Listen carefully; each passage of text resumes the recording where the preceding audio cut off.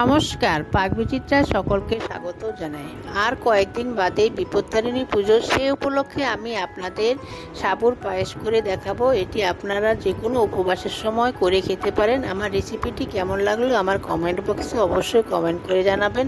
আর এই ধরনের নতুন নতুন রেসিপি পেতে হলে আমার চ্যানেলটি সাবস্ক্রাইব করতে ভুলবেন না। নোটিফিকেশন পেতে হলে বেল আইকনটি অবশ্যই প্রেস করে দিবেন। পাশে থাকার জন্য ধন্যবাদ। সাবুর পায়েস বানানোর জন্য এখানে আমি হাফ কাপ বড় দানার সাবু নিয়েছি। এখানে ড্রাই ফ্রুট নিয়েছি, কিছু কাজু, কিছু কিশমিশ, কিছু আলমন্ড আমি কেটে নিয়েছি। এখানে ড্রাই ফ্রুটটার পরিমাণ আপনাদের পছন্দ অনুযায়ী দিতে পারেন। এখানে 1 লিটার দুধ নিয়েছি, কাউ মিল্কের প্যাকেট দুধ। চিনি নিয়েছি হাফ বাটির একটু কম, এলাচ গুঁড়ো নিয়েছি। এখন আমি সাবুটা ধুয়ে নেব। ধুয়ে সাবুর যে স্টার্ট আছে ওইটা পরিষ্কার করে ধুয়ে জলটা ফেলে নেব। 3টে ধোয়া দিয়ে নেব আমি। দেখুন সাবুটা আমি ভালো করে ধুয়ে নিয়েছি। যে কাপটা দিয়ে আমি সাবু মেপে নিয়েছি সেই কাপটা দিয়ে আমি হাফ কাপ জল দিয়ে সাবুটা 1 ঘন্টা ভিজিয়ে রাখবো। এখন আমি সাবুটা ঢাকা দিয়ে দিচ্ছি, এভাবে 1 ঘন্টা আমি রেখে দিচ্ছি। দেখুন আমার 1 ঘন্টা হয়ে গেছে। আমি 1 ঘন্টা বাদে ফিরে আসলাম। দেখুন আমার সাবুটা কতটা ঝরঝরে হয়ে গেছে। একটা দেখিয়ে দিচ্ছি, দেখুন কতটা নরম হয়ে গেছে। দেখুন আমি গ্যাসটা অন করে একটা ননস্টিক প্যান বসিয়ে নিয়েছি। আমি প্যানের মধ্যে 2 টেবিল চামচ ঘি দিয়ে দিচ্ছি। ঘিটাকে আমি গলিয়ে নিচ্ছি। দেখুন আমার ঘিটা গলে গেছে এবং গরম হয়ে গেছে। এখন আমি আলমন্ড আর কাজুটা দিয়ে দিচ্ছি, দিয়ে হালকা একটু 2 সেকেন্ডের মতো একটু ভেজে নিচ্ছি।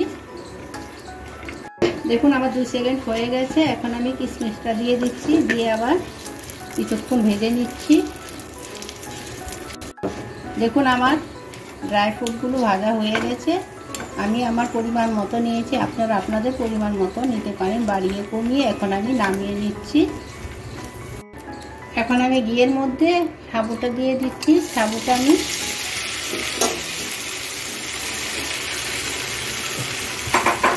দিয়ে থেকে 3 সেকেন্ড একটু ঘিয়ের মধ্যে নাড়িয়ে নিচ্ছি। এতে পায়েসের ফ্লেভারটা ভালো আসবে। দেখুন আমি গ্যাসটা লোতে রেখে সাবুটা 3 সেকেন্ড ভেজে নিয়েছি। এখন আমি নামিয়ে নিচ্ছি।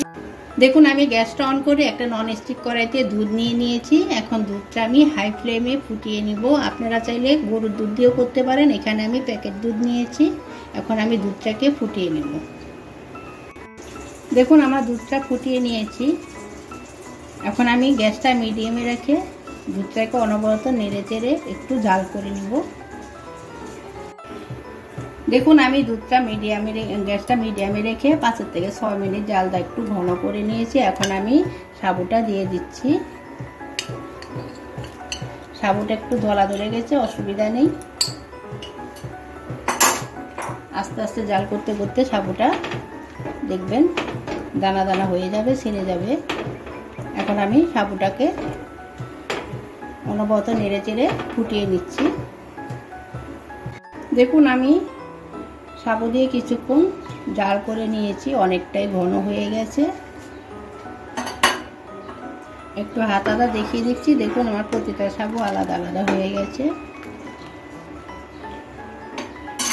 এখন আমি চিনি দিয়ে দিচ্ছি, মিষ্টিটা আপনাদের পছন্দ অনুযায়ী দেবেন।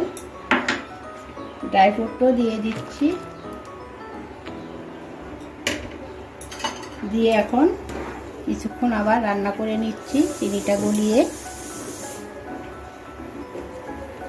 দেখুন আমার সাবুর পায়েস তৈরি হয়ে গেছে। আমি এরকমই পাতলা রাখবো, কারণ ঠান্ডা হলে আর একটু ঘন হয়ে যাবে। এখন আমি 1 চামচের হাফ চামচ এলাচ গুঁড়ো দিয়ে দিচ্ছি। ভালো করে এলাচ গুঁড়োটাকে মিশিয়ে নিচ্ছি।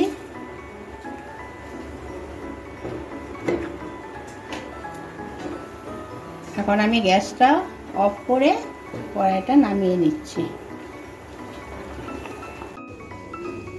দেখুন আমার সাবুর পায়েস তৈরি হয়ে গেছে। আমি যেভাবে করলাম আপনারা সেভাবে করে খাবেন, দেখবেন খুব ভালো লাগবে।